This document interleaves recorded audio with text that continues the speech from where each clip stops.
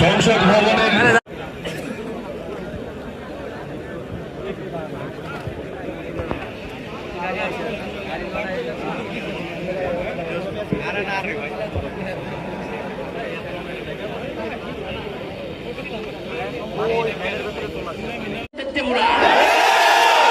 ঘোষণা করতে চাই, শরীফ ওসমান হাদির রক্তের মধ্য দিয়ে বাংলাদেশ ইনসাফ কায়েম হবে। বারংবার বলেছেন বাংলাদেশের স্বাধীনতা সার্বভৌমত্ব রক্ষার জন্য আমাদের সবচেয়ে বড় প্রতীক স্বাধীনতা এবং সার্বভৌমত্ব এবং বেহেশতের অসংখ্য নাজনে আমদ দিয়ে আমরা তাকে সম্মানিত করব।